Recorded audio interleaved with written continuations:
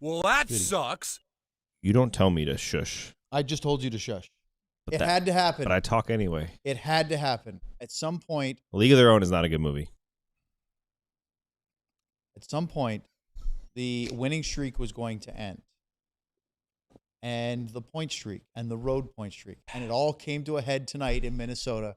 And it could have been very different, except for an offside play kind of derailed everything. Stars could have had a 2-goal lead. They didn't. And then they never scored again.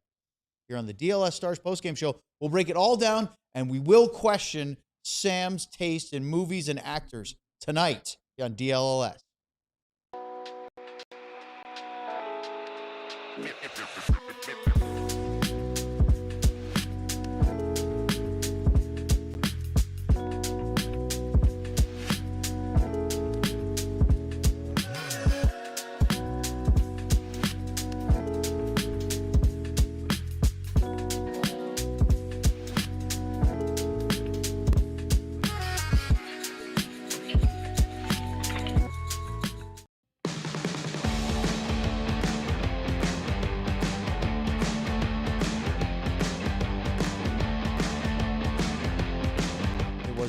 This is the DLLS Stars postgame show.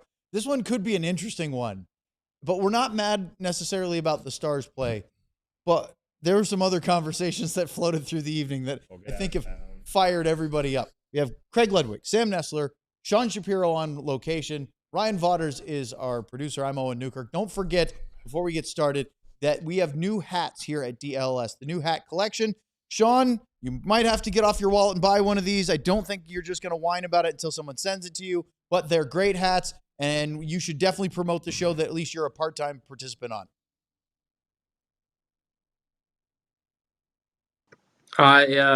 Yes, I'm here and listening. I can't remember the last time. I can't remember the last time I went and purchased a hat, but if I was going to, that would be one I would purchase. So. All right, you know what, Sean? You were wrong. I have 4 of them sitting in my basket. My cart that I can't get to because they won't help me with DLS Enterprise or something like that. What? You were wrong. Save some of that for your ad break read coming up here a little bit later in the post-game show. All right. Sean, we'll start with you because they're not paying attention. What are your initial reactions to the Stars losing to the Minnesota Wild tonight? First regulation loss since November 18th. First road regulation loss since October 18th at St. Louis. It was going to happen at some point. What did you think about tonight's game? On the macro level, it's honestly, it's weird to say a team needed something like this, but honestly, I think this is actually a team that needed something like this. Like it's, you can't win every game, and there's times when there's a lot of things from tonight's game that I think if they had won, you wouldn't have fixed some of the problems. And so I think just from a grand scheme of the way you played tonight, and then you got the result, a negative result against a good team, I think that's a good way to reset for this team. So obviously you want to win every game, but you can't. So I look at it that way. When I look at overall of this game, this is a game that is the Stars could have lost by maybe a bit more. I honestly, it was funny because everyone makes all this big deal right now about how well Gustafsson's playing right now, and I thought he was horrible in the Wild net, right? Like I thought he was sloppy. I thought his rebound control was awful. I would have yanked him after the third goal that didn't count when he had allowed 3 goals on 9 shots. I thought he was so close to that one. I know, but like even late in the game, I think it was the Rantanen chance where it hits him in the palm of the glove, right? It hits him in the palm of the glove, and he's able to shovel it away with his stick. But like an NHL goalie who's not catching a puck that's fired right here and it's bouncing off his rebound, that's a guy who's not dialed in. Like he was, we talked. So I thought it was, the game was a bit closer because of how poorly the Wild goalie played. Like the Stars should have. They let up the 2 empty netters at the end to make the score look more like what it should have been, and they and now they get to recover and do whatever and figure out the next steps on this. But yeah, it was the better team in this game won tonight, and credit to Minnesota. And from a Stars perspective, if you're Glenn Goldson and his staff, maybe this is the thing you were kind of looking for. And I think Luds might have a good take on this, better than I would right now. Of maybe it's a lot easier to say, you know what, maybe we should be playing better hockey if we can come off a loss, as opposed to we've just been winning and getting it done when everything works out our way. So, well, here's what I think. My feeling is, Ryan, what's my feeling? Are you trying to get him to guess by the drop? Yeah. Okay. I even texted it to him. Oh, you did? Yeah. He didn't see it. You're all prepared. He's too concerned about P. Diddy's Netflix thing that he's got to watch. Yeah. Too late now. The sky isn't falling. So, and I'm reading all of the things that are coming across the screen. Yep. I think y'all were just waiting for that one loss because, yes, the sky is falling. They're terrible. They're falling apart. Maverick can't play on the wall. Duchesne looks awful. Thomas Harley has been brutal. Let's see. Jake, if it wasn't for Jake in the first 7 minutes of the game. Luds, keep going. We're giving you Lud chant. Luds, keep going. I'm just joking. My God, everybody take a pill for God's sake. We finally have something to complain about, but it's a game. But I will say Thomas Harley doesn't. We talked about it in the pregame show. He doesn't look ready yet, or dialed in or whatever. There were some coverage things that kind of reverted back to, a year ago, I think. But it wasn't a good game. Jake was great. I mean, the score could have been way worse early on. Sean made a great point where he said that the 2 empty net goals made the score look more like what it should, because with the amount of great looks that Minnesota had and did not score. I mean, how many times did we see them flub a shot or miss an open net because they couldn't finish? It should have been 5, or the Jake saves. It should have been 5 or 6-0. We'll get into all the Jake Ottinger heroics, especially early in this one. This is his first regulation loss at what is now known as Grand Casino Arena. Ryan, did you ever remember when I asked you? And it's not because of his play tonight. It was about 5 minutes ago in the game, and I said that last shot they had of Gully on the bench. Do you remember when okay, that look right there. If you're watching that, when I saw this right here, I went, Gully's going, what is happening right now? Where are we? Are we tired? No, but it's like, it's going to be, are we tired? Is it finally catching? Is some of the schedule catching up to us? Is it just an off night for our top guys? You know what I mean? I think he's in a spot right now. That's the first time in 2 months he's have to really question where are we at? Or it could be, there were signs that this was coming. There were little signs that it was coming. Our goaltenders have been bailing us out of a couple, situations here and there. But again, that's what we talked about this a few weeks ago. This is why you play so well in the beginning. You kind of put some points in the bank, and you get into. It's going to happen to Colorado at some point. Minnesota is going to kind of be in there. It's going to happen to a bunch of teams at this time of the year.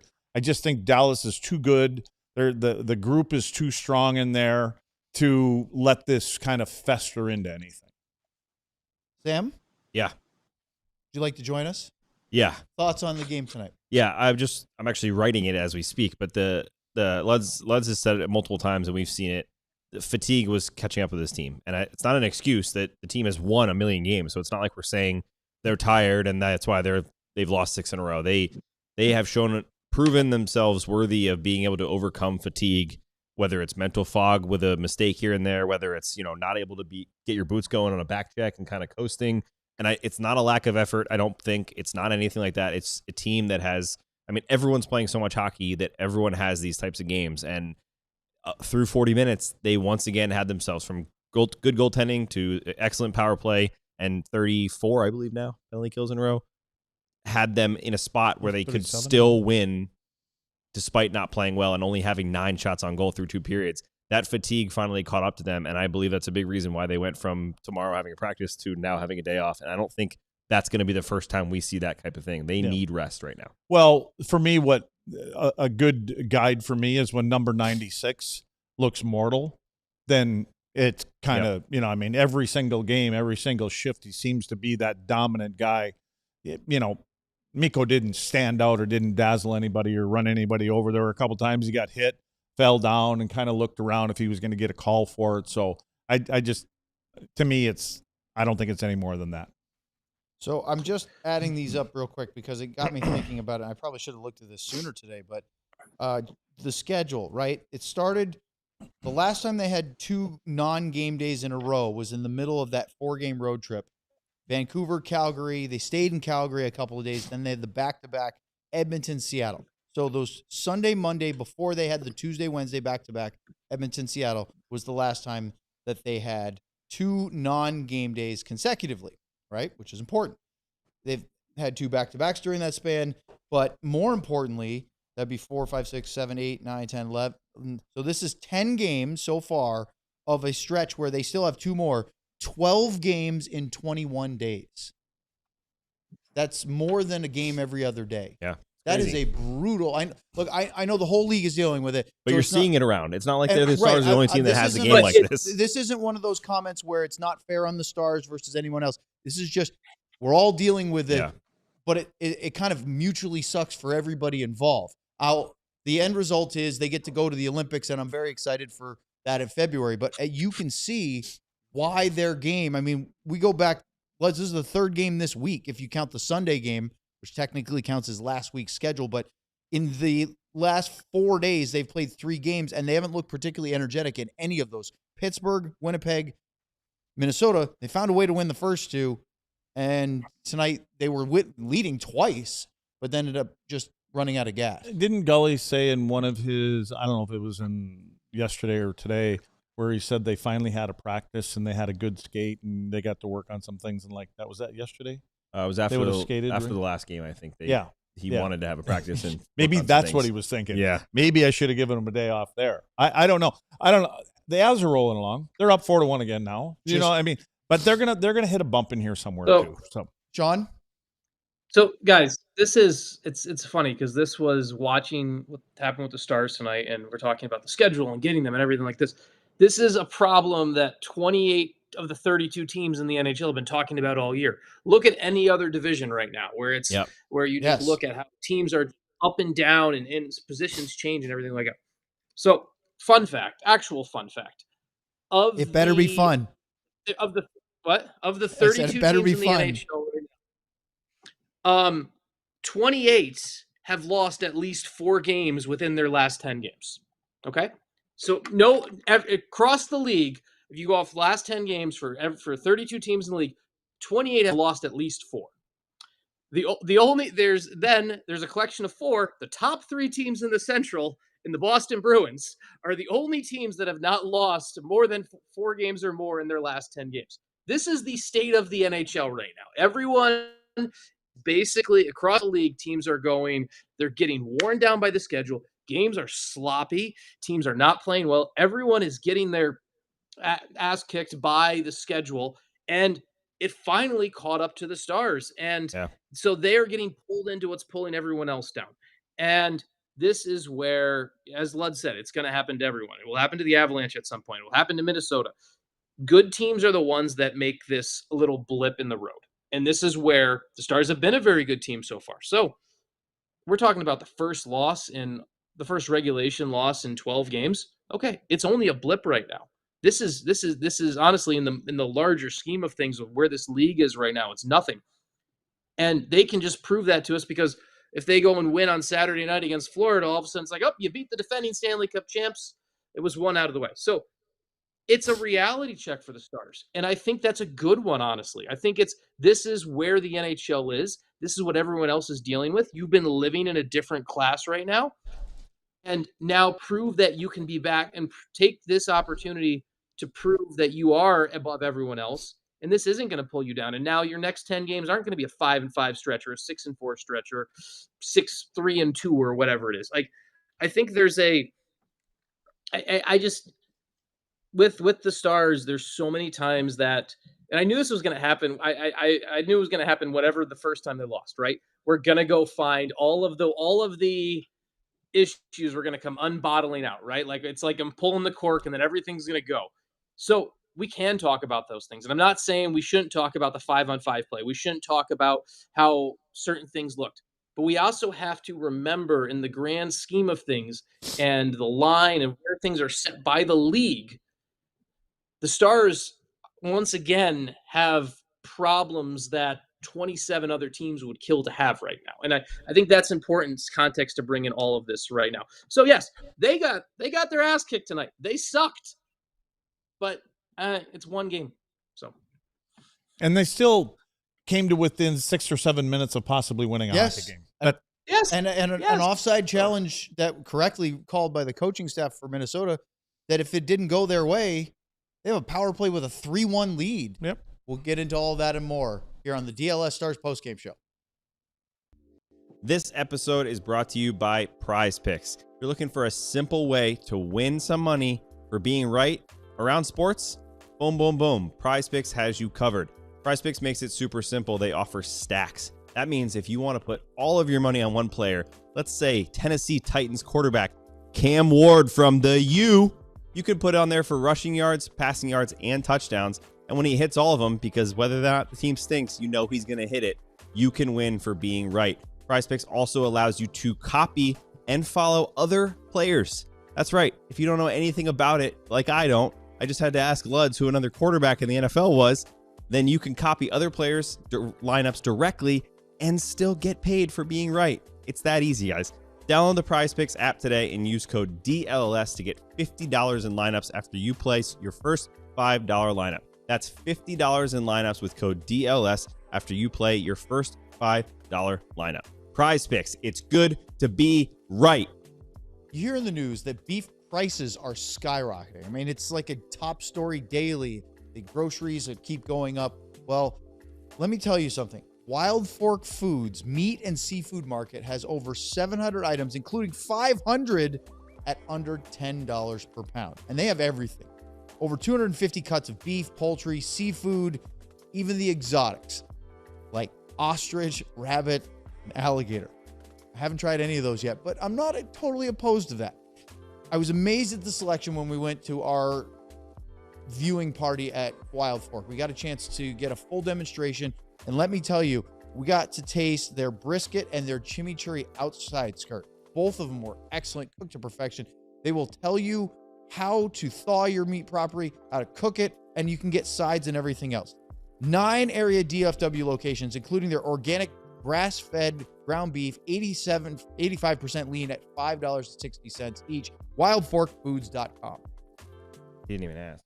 Who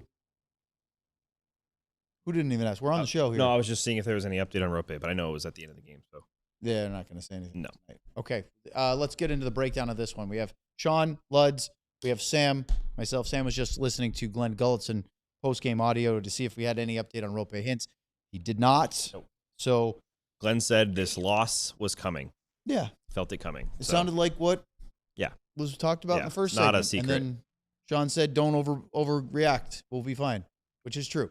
All right. Luds, Jake Ottinger is not the reason why the Stars lost this one tonight.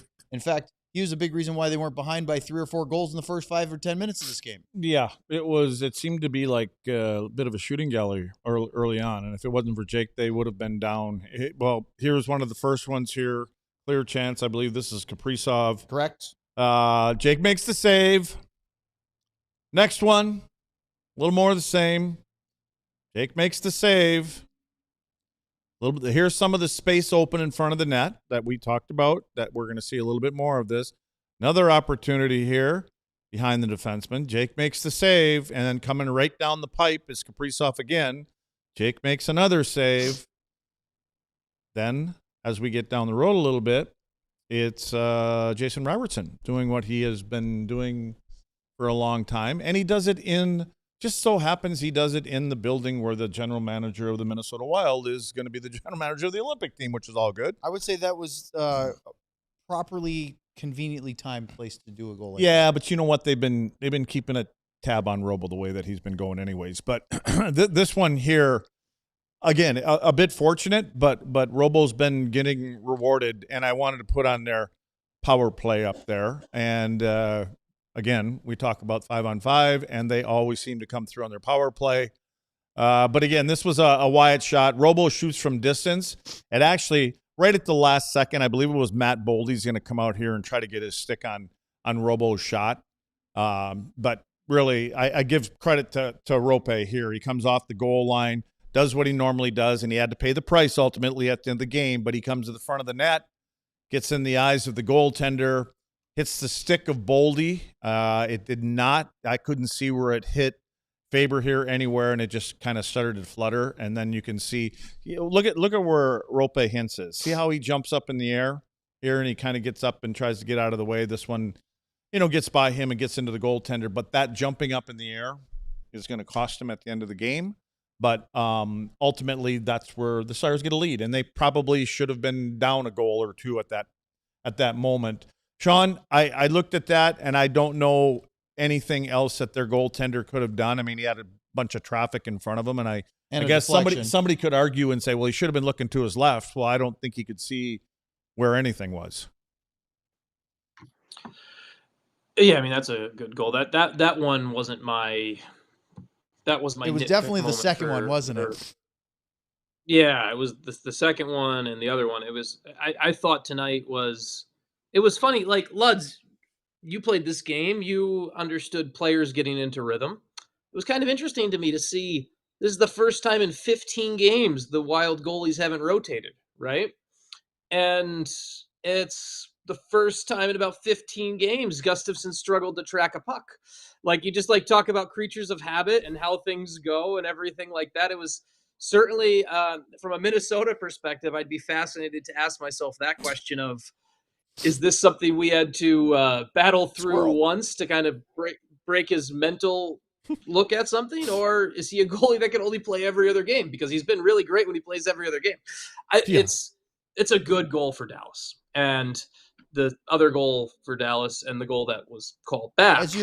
Hey Sean, as you're talking about that, I couldn't help but suddenly in my brain think of the breakup last year of the Boston goalies with Ullmark and Swayman, with Ullmark going to Ottawa. And I know he had some injury issues, but he also struggled, and it felt like when they were in that rhythm of net sharing, and I don't know if it was exactly with Boston every other game, but they did do that a lot.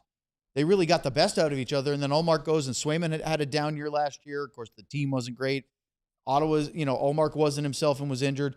And John Hines said this morning that part of the reasoning was that they hadn't played, because Gustafsson played in the last game on the road trip Monday in Seattle, which means it would have been almost a week between Valsted's last game. He played the previous Saturday, and it's Thursday. And they said, well, we haven't had a lot of practice time. They went from Monday to Thursday, said we wanted to get him a couple practice days. And then right at the end, he goes, and also Gus has pretty good numbers against the Stars. Well, Valsted has only played once against the Dallas Stars, and he has a 7.00 goals against and a 794 save percentage. Minnesota was awful in that game.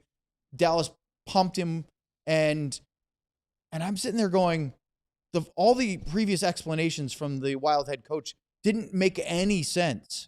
He could have just said, we're going with Gus tonight because he's had better numbers against the Stars. Also, let's also break that down real quick. Conveniently leaving out the fact that was Wallsted's first ever NHL start was against Dallas, and it was That's in true. Dallas too. So let's be clear on that. So it's funny to me where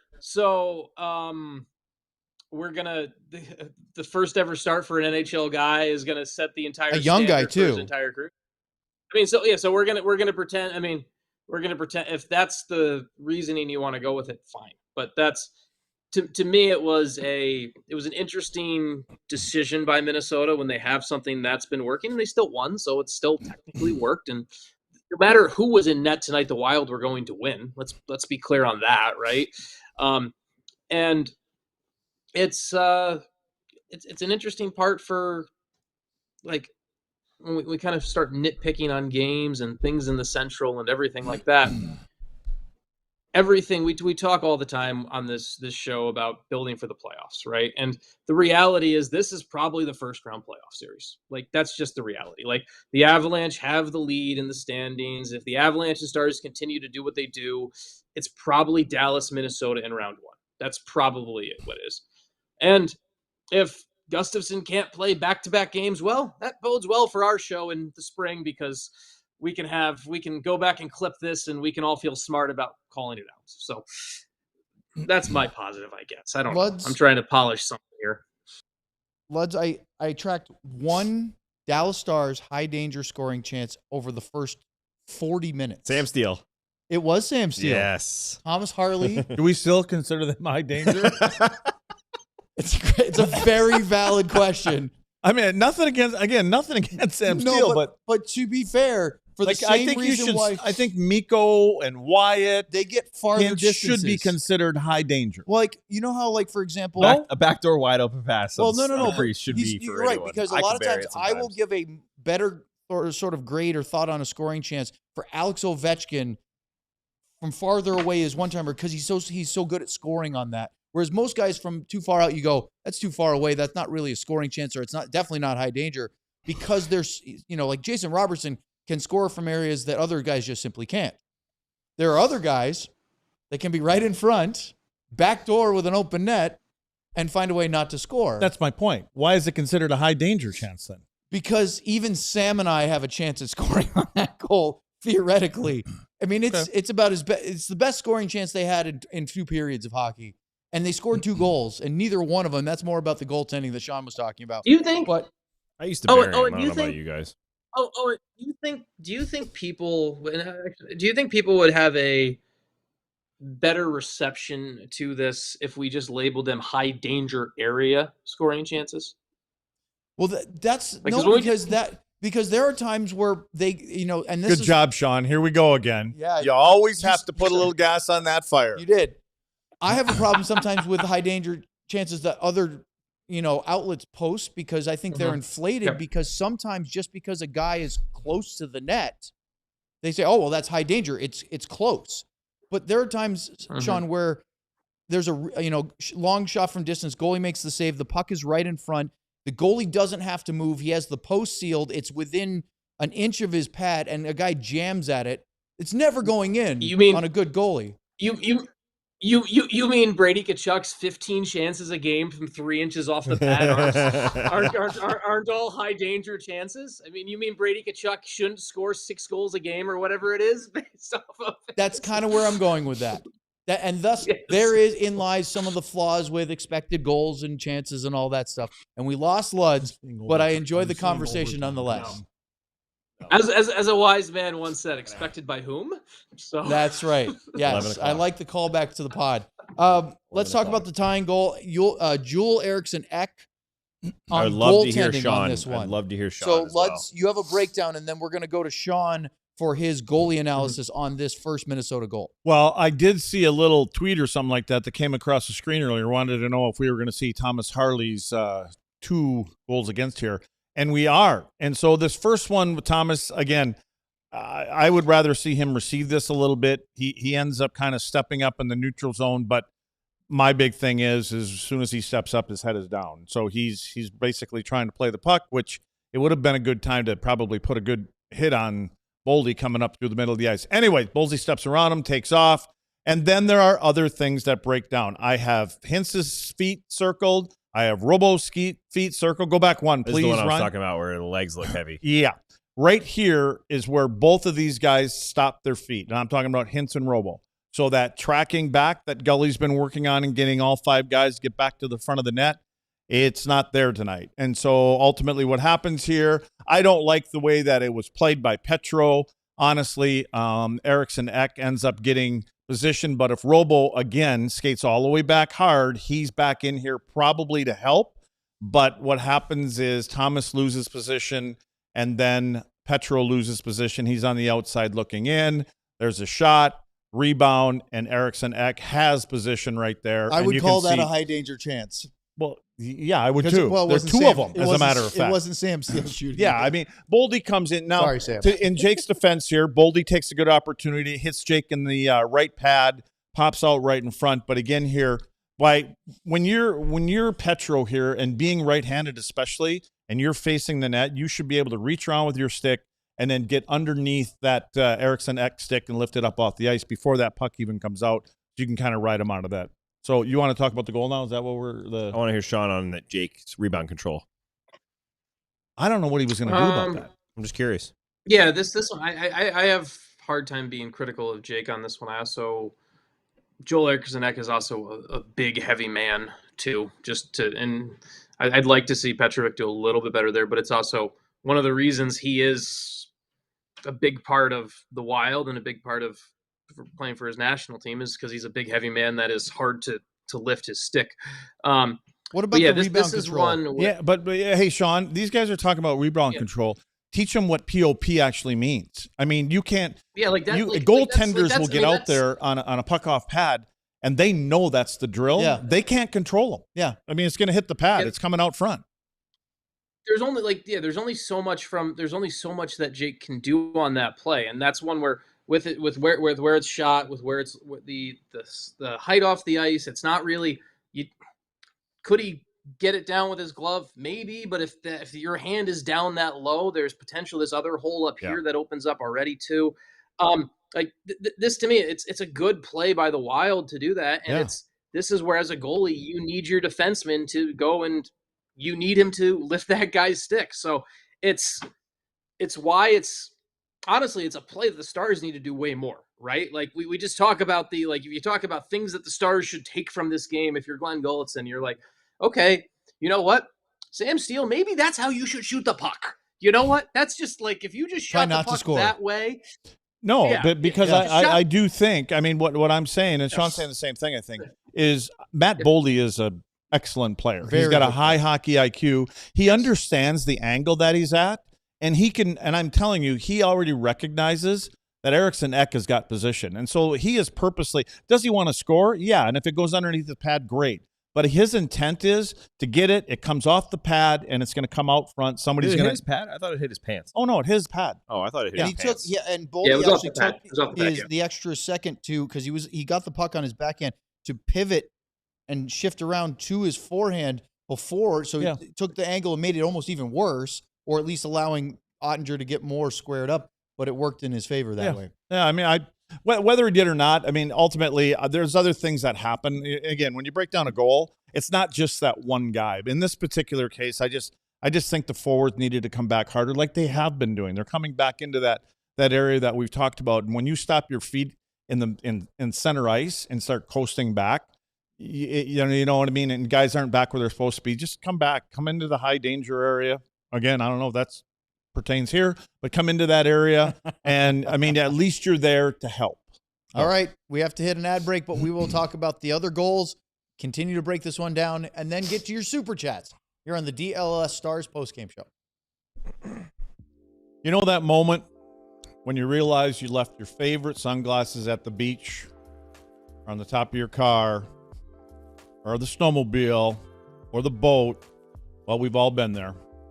Then we heard about Shady Rays, and it changed the game for us. These sunglasses are made for real life, seriously good looking, polarized, durable, and not stupidly expensive. And here's the best part. If you lose or break them, even on day one, Shady Rays will send you a brand new pair. No guilt trip, just replacements. So now you can actually wear your sunglasses without fear. On the bike, concerts, on the boat, snowmobiling, wherever you want. So put them on your Hey Santa list. We've teamed up with Shady Rays to bring you an exclusive offer. Head to shadyrays.com and use code DLLS for 35% off polarized sunglasses. Try for yourself the shades that are rated 5 stars by over 300,000 people. We all know on this show that I like soccer, and we joke about it because I make a lot of references. I played it. I was a marginal collegiate soccer player, and of course I've been a fan forever. Well, the World Cup is coming to Dallas, technically Arlington, but it's called Dallas Stadium, and all over North America, US, Canada, and Mexico, and tickets are not going to be easy to get, and they're going to be rather pricey, especially compared to the 94 World Cup hosted in the United States. Well, you need Game Time, because not only is Game Time going to give you authentic 100% guaranteed tickets, but you also will probably get the best deals that you can. And you'll even get a chance, if you're going and traveling to a different stadium, you'll get those panoramic seat views so you know what you're buying. Take the guesswork out of buying soccer tickets with Game Time. Download the Game Time app, create an account, and use the code DLLS for $20 off your first purchase. Terms apply. Again, create an account, redeem the code DLLS for $20 off. Swipe, tap, ticket, go. Download the Game Time app today. I almost did it again. What? I Swear? almost said the F word on twice the last 2 days. I'm just going to start being quiet when we come out of breaks just to see if you pull a Lud. I don't mean to. I Bitches. just. That's a great line. Oh, Ryan, you're really getting into the spirit of the holidays. I love it. The holidays. All right, let's go to the second period breakdown. Stars lose 5-2 to the Minnesota Wild Holiday tonight. Season. They had one power play, and the Stars ended up scoring a shorthanded goal. After, well, actually, I think it was 2 power plays in that period, but there was one sequence, and Sean, this goes back to our earlier conversation, which I'm not going to lose Luds with, but Tarasenko had a nice little backhander on a rebound from Brock Faber hit the post on a shot from distance. It kicked out to the right circle. Tarasenko threw in. Jake made a great pad stretch to get that save, and then Eriksson Ek had 2 or 3 cram plays or jam plays or stuff shots or however you want to describe them. I gave him a couple chances. I'm not going to give him 7 for just swinging his stick over and over again. He had 3 whacks at one of them. Yeah. Hit Jake in the pad 3 different times. He did. He got credit for 3 shots on goal. Forget the goalie and Eriksson Ek. Who was there to hit him? Nobody. Well, they were there. Were they? They were going, go, Jake, go. Stop it again, Jake. Stop it again. Luds, I know there's no breakdown on the Miro Heiskanen shorthanded goal. I think but there's a conversation. Ryan, didn't we get the Heiskanen goal? Yeah, okay. That was the one where there's said, nothing there. I mean, it's nothing to well, really. I know Sean probably has some thoughts on Well, no, Gustafsson. this is the one where Sean will talk about the goaltender because ultimately Foxa wins the faceoff. Essa just kind of redirects it over to Miro. Yep. He takes a shot, and I don't know where their goaltender was going because Sean, take it away. Yeah, I mean, I don't know where he was going at all. Okay. That There you was go. the There's your moment breakdown. Where, I'm like this, that combined with the other one that was offsides later was that's where he gets pulled to me. I do want to give a quick credit to the reason that play even happens is it's a really good sequence the shift before by Blackwell and Steele to even force that faceoff down there, right? This is a game where for all the sky is falling moments and everything like that is one of those where you know what? That's why when you're shorthanded, anytime you can force that stoppage in the offensive zone, it's between Blackwell and I think Steele was the one who went to the net to kind of put pressure on Gustafsson to kind of get the freeze. That's a positive lesson from the day, and that's a positive hockey lesson. If you're killing penalties, offensive zone faceoffs are a good thing. They are your friend. So, yeah, and really all of that, Sean, is because I think Gully and his staff have gotten down to who should be killing the penalties. There were times when you get some offensive guys out there, your high end guys that really don't need to be doing that and getting some rest every once in a while that are more ready to grab a puck and go the other way than what the guys are doing now. They're doing a great job. How about Harry had a good comment just now in the chat. It said it was either Luds or Sean that said Miro needs to have at least 5 shot attempts a game. Even though we're critical of the goaltending on that particular play, is it encouraging? Is it a good thing to see something like that go in just to be like, hey, see, Miro, you should be firing the puck a little bit more? Well, the reason that I've been harping on Miro taking shots is because he was too predictable before. And now, because he is shooting the puck, especially on the power play, now their top guy on the penalty kill has got to get into that shot lane. And then you'll probably have one other guy trying to get into a shot lane. And that just opens up some more opportunities for the guys that they have out there that are so skilled. And then passing lanes start to open up. But when Miro doesn't shoot the puck and it just goes here and goes here, they don't have to move. And you're trying to get their setup, their structure on their PK to move around a little bit. And Miro had 6 shot attempts. And Miro had 6 shot attempts tonight. So that's that's the wheelhouse. 5 number. All right, Sean. That's more than 5. It is. You're right. Yeah. That is Science dynamite major. drop in. I love it. Let's do the breakdown, and then we'll get the goalie perspective for Sean because he wanted to comment on Gustafsson's play on the Wyatt Johnston disallowed goal as you break this one down. He was all over it. Are we doing the Bogosian one? No, This is the Wyatt disallowed goal. Oh, yeah. Well, this one pisses me off because in case you didn't hear in the pregame show, which I'm sure we don't have that clip, Luds called for Wyatt Johnston to Ouch. get a 5-on-5 goal, which has been 22 games for Wyatt. So I figured we were going to get that. Lutz calls 5-on-5. There's the goal. No wonder you called wasn't listening it. to me when I was calling his There's name. the shot. It's right. Right? Nessa's over here. And then when Ryan hits the button, there's the goal. 5-on-5 goal. Ludstradamus. Yes. And then, no goal. They call it back, and I'm going, why did they call it back? Well, here it is. Who was that Stripes? He looks like Nikita Zadorov. I don't know, Nope. but Jesus, just because. Well, I'm assuming it's not him. It was Justin Anyway, Key. it was a good call. I mean, their guys did a good Right. job. Yeah, offside. Obviously offsides, and next game he'll get a 5-on-5 goal. Sean, It was there. I was already right. It bailed that call bails out the goaltender on that one. Yeah, I mean, the one possible defense for it was there's an earpiece in Gustafsson ear from the Wild video room, because there is, for people who don't know, when an NHL video room typically works this way, and I've actually sat in the Stars video room for a game before and seen it firsthand with the Stars. Basically, when a play is offsides, it's quickly relayed to the bench of, hey, either green light, red light, or whatever phrasing the benches use, where, hey, if a goal is scored on this play, we know we're challenging it right away. And so basically Gustafsson's only defense on this play is that he has also somehow had the earpiece this game, and the video room said it's not going to happen. It's okay. Yeah. We can gain Sean. back 17 seconds of game time if this goes in the net. So Sean, do you play NHL video games? it's been a long time, Sam. I have not played NHL. Did you video ever? games in a Did you long ever time. used to lock on as goalie though and try to play goalie in those games? No, I do. I've never, not in the All right. video So game world. the reason I say it is played- because it's nearly impossible. You try to play goalie and you react too quickly to something you think is going to be a shot, and all of a sudden you're 8 feet out of the net. That's what Gustafsson looked like on this goal. It looked like Wyatt went to Like a video game glitch? kind of shoot, and he was like, "Oh my god, I have to get over there," and was so far out of the way that it was very lucky that this is not a goal. My Thanks for that, my Sam. video game I haven't talked. I haven't my spoken in a while, NHL video so game playing I know, was I NHL like Hits. that. I wanted to get in there. NHL All right. Hits was my it's time to video. go NHL That's a good 2002, game. I think. I could talk You know, about it what for was that? 3 more That was what, minutes if 2-on-2? you want me to. 2002, yeah, the 3-on-3. No. game, so. 2v2. No, you like, play. I think you play 3-on-3. It was 3-on-3. You play in the street.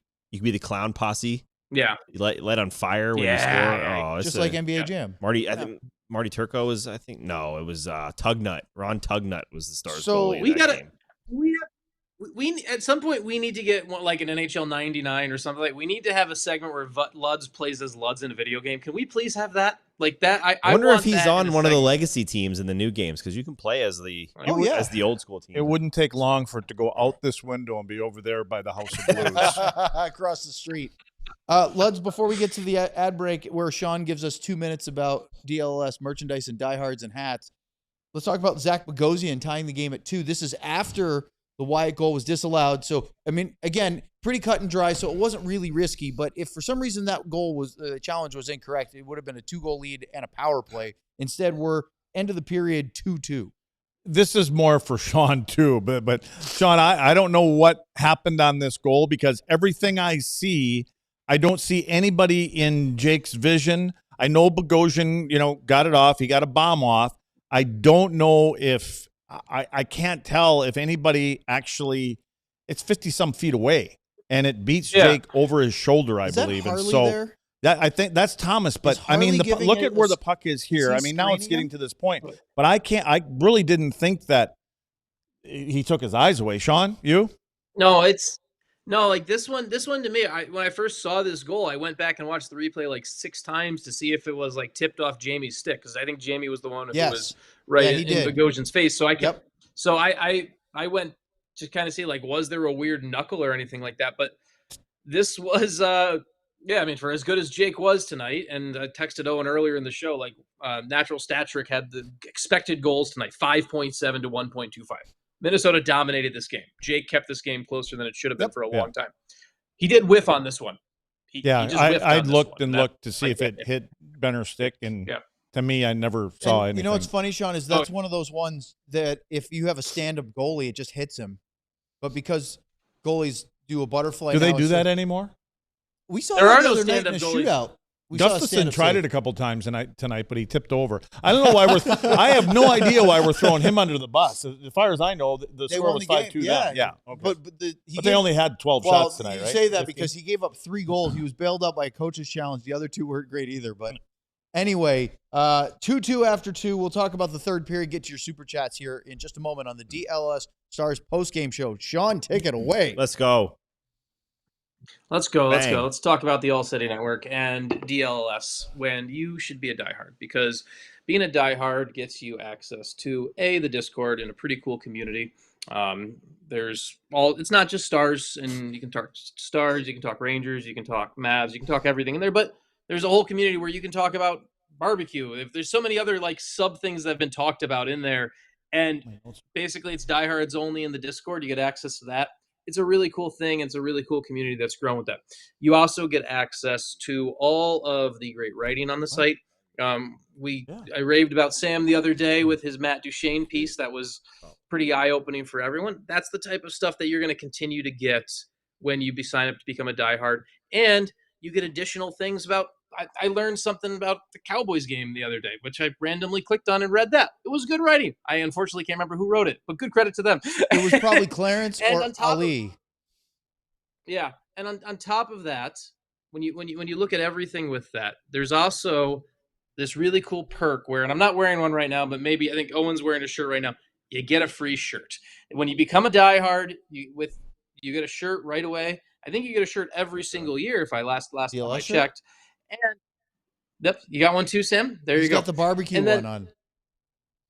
As someone who clearly gets made fun of for not being willing to actually shell out money to buy things, this is something I would do, because I would sign up to become a diehard, and then I would get a free shirt, and then it would feel like everything's free. So you can take my approach to life here, try to get a free shirt, join a cool community, and watch this show. I don't see how it gets better than that. All right, go to alldls.com, sign up. He was about 13 seconds short, but that's okay, because we'll make up the difference. And say, I could have talked about the 4 hats are still stuck in my basket that I can't get. Yeah, those hats right there. They're nice. I ordered them. I got one of each. No, not one of each. I got 2 green and 2 white ordered, and I can't get them. Can't touch them. I'll let you know how they are when I get mine. Yeah. One of these days, we're going to figure it out for him. Somebody in the company is listening. Sam's getting sleepy. I've been sleepy. Sam's sleepy. Yep. So let's move on. Day off tomorrow, eh? Sean, I believe we actually have one more breakdown. Yeah, that's the Petro Harley. I don't know what they're both doing. A couple things real quick. Matt Boldy's shot early in the third period hits off. This looks like the side of the mask of Jake, then hits the post, goes behind his head and across the face of goal and wide. That was a very interesting ricochet. And then Danila Yurov had a 2-on-1 with Kaprizov and missed a wide open net. That was one of those chances, Sean, that the game probably should have been farther away. Yeah, but there was a reason. And then a face-off play, Luds. The reason that he missed that, I believe it was Petro or who the defenseman was, put his stick down in the pass lane, and Kaprizov had to elevate. Yes. If he doesn't do that, he passes it right on the ice. So anyway, then we get to I guess it ultimately turned out to be the game winner for the Wild, right? Yes. I'm confused on this one. So off of a face-off, and Petro comes out right off a face-off. Stars lose the draw. Petro loses his guy that he lines up against the wall, but also Thomas Harley, who's playing the left side. Petro's on the right side. Harley starts to come out. I'm not sure why he would leave the front of the net, especially once you recognize that your partner's probably, out to lunch or got beat here off the wall. But now Petro's on his way back, but Petro's head never looks over to the right to see and make sure that Harley's in front of the net, which he would just assume that he would be. As I'm seeing this shot, does he think he's still in the DeBoer man-on-man and his job is to go cover the open Faber at the blue line? That's what I'm saying. Is I said that. Look where Robo is. Yeah. Off the face-off, Robo goes all the way out. Now, remember how I was just raving about how they're all 5 guys in front? Yes. Well, Robo takes off. He goes out to his defenseman, doesn't really read where the puck is. Wyatt comes out high. Now, Wyatt generally, it is center on center if you lose a face-off. Wyatt comes out, so there's nobody at home. And then by the time Petro realizes that Harley has gone for a hot dog, then he's trying to take away a lane, right, that passing lane. although it gets elevated, and who was it? Johansson that scores this goal. Is that right? Johansson scored that It was goal? Marcus Yeah, Johansson. Yeah, one-timer. but again, you know, It's a the great puck. pass It was by it was a Boldy. great pass. It was a couple feet in Good the air. sauce. Petro But takes again, a I whack at do it. believe that at that time, because Petro's a right side D and the faceoff goes out, yeah, he shouldn't have gone there, but he's thinking, here's our system. I know Thomas is in front of the net. Well, he wasn't, and he kind of drifted. That's why I said they kind of reverted back, it seemed to me, a little bit tonight. And listen, when you're physically tired, you get mentally tired. And some of the things that you're supposed to be doing in the game, you're supposed to, speaking of mentally tired, oh my gosh, you all right? I told you he's losing by the minute.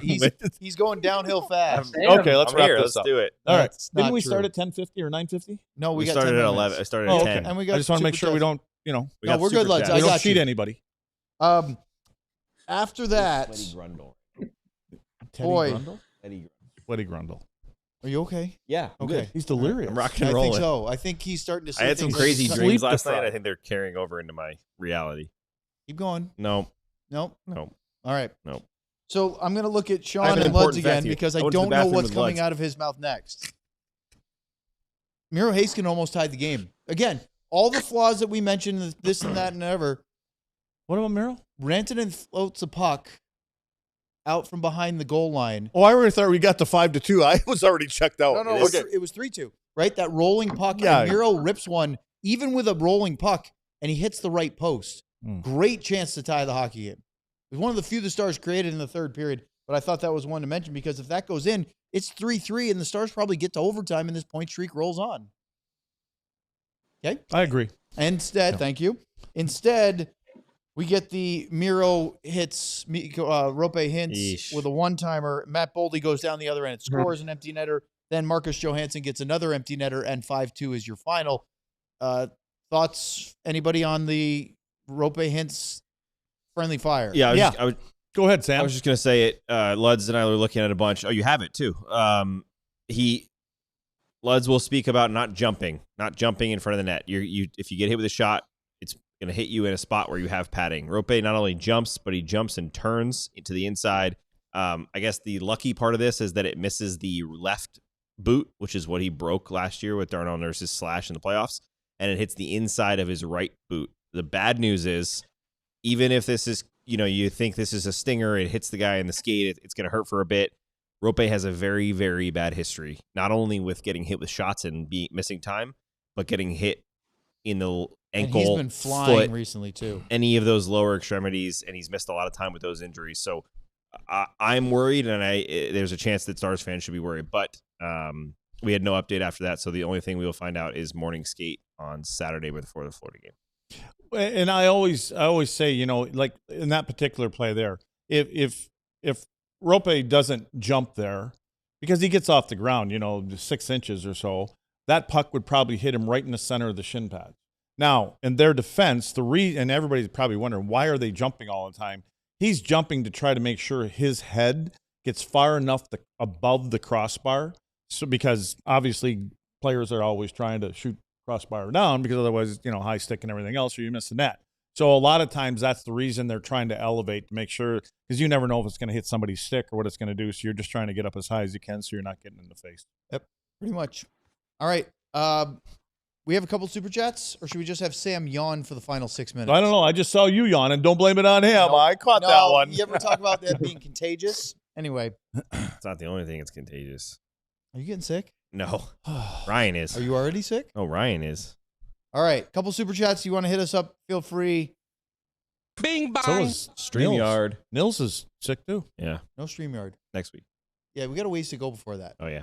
Finger Blaster 911 with a Oscar Beck in year after the cup.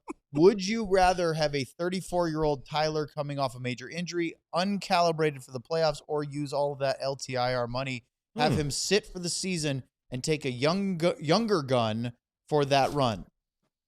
It probably won't matter. Yeah, you're going to have to he's make not that back, decision. But that is a good question. If you do have him and he could be available, not that they're ever going to skate in 4 months. That's the tough part, right? But they don't have to make a decision But he also today. just did that. No, but they're going to have to Last make year. a decision before the playoffs. Yes. Before the trade Yes, deadline. before the deadline. Yeah. Oh, sorry.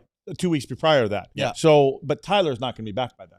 And well, I mean, I shouldn't say that. And I've Hopefully actually he is, heard but- a lot of people saying that trade deadline itself isn't going to be as important because of all the stuff going into the Olympics. There's not going to be that many people paying attention, I guess, as much there. A lot of people think the first mid to late January is going to be when teams really start to make moves. So I don't know. I think Vancouver's going to have a fire sale. See, I disagree with that. I don't see how you could possibly do that early.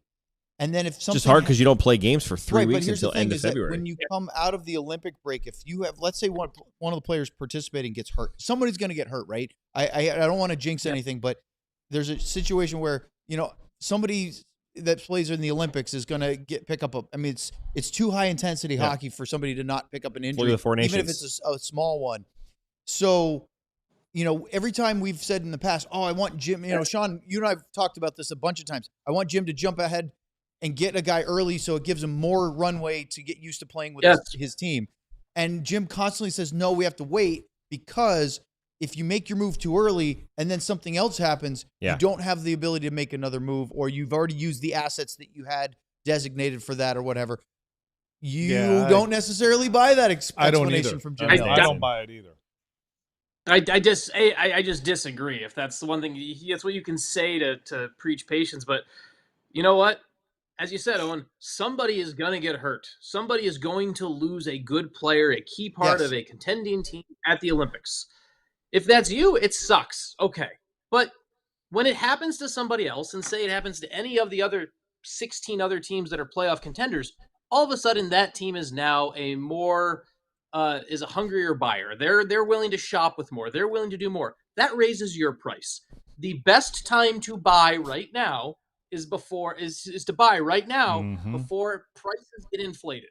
You should be calling Vancouver right now. You should be calling Calgary right now. You should be calling Nashville right now, because you can bring an offer to them where they can't. Basically, it's not going to be, hey, we have, pick a name out of a hat, we have Carolina on the other line, and they're desperate and they're willing to spend 5 first-round picks because of that. So I need 4 from you or something like that. Right? Yeah, well, and Sean also, right now for Dallas, everybody knows that they're a team that has a legitimate chance of being in a Stanley Cup final if everything goes well. And so they're willing to throw things. They want to get guys. And then the biggest thing is the price starts going up. They know how bad that Tyler's out, and we don't hope Hintz is out, but nobody's trying to help them out right now. Yeah, nobody's going to help, especially when you're a contender. No.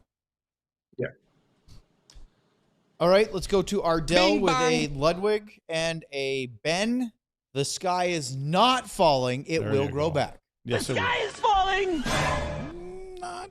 Is that from Inside Out? Do you guys remember that? No, it's Chicken Little. Ah, yes. Do you guys remember Chicken Little, Sam, Chicken a week Little. or two ago where Chicken Run, also I brought a good up movie. Kiefer Sherwood as a possible trade option, and he could be sitting on that bench in the team that just got beat by tonight too. And Luds, you said I don't see why Vancouver would get rid of him. Sean, you kind of said that his name keeps swirling a lot in the trade rumors over the last week or so. Well, what is he, $1 million? You just don't know what he is, but I guess everybody that's worth thinks that he's a goal scorer. I don't think he's a goal scorer. He's a goal scorer this year. Yeah, that's my point. Yeah. This year. He's 30 years old. Get him as a rental. Hope he's a goal scorer for the playoffs. What he is, he's a physical presence. But I mean, he's a physical guy. But he has been putting the puck in. One of the things I feel like the Stars need in their wingers obviously the big guys have been fine, but they've been missing, right?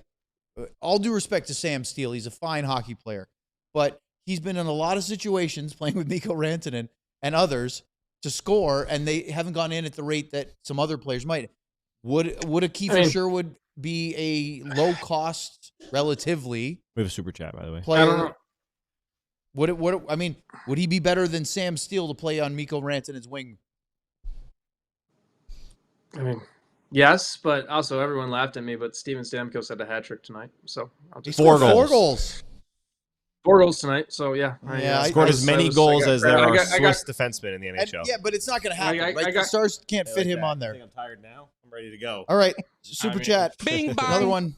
Carly with a Heiskanen and a rope and a Hintz. Rope needs Lud's shin pads, but on his ankles and feet. Yes, agreed. There will be a day where they invent bulletproof gear that's flexible enough to skate in, right, John? In less than 30 seconds, how much do the shot blockers on the skates hinder skating? Like, would it hurt Hintz to wear those? I've never had them on, but I don't understand why everybody doesn't wear them. I can't imagine. I mean, I don't know why I'm asking. Players don't wear neck guards or mouthpieces. They got things either, built into the tongues of skates. They would never know. For Just someone like that, the neck guards. The neck guard. They wear them for a couple practices. They're never going to know that. And you forget, especially the turtleneck ones. They're really comfortable. They are mandatory at the Olympics. We are off tomorrow as a show. We will be back on Saturday. Big one. Home game, Stars against the Florida Panthers. Miss you guys tomorrow. 6:15 pregame show. And then, of course, the postgame to follow for Sean Shapiro, for Craig Ludwig, and Sam Nestler, and our producer, Ryan Vaughters. I'm Owen Newkirk. Thank you for joining us. We will see you Saturday. I'm doing the Lord's work tomorrow. Oh, speaking of Lord. Oh, good Lord. Why do you got to... We all silly like the mayor.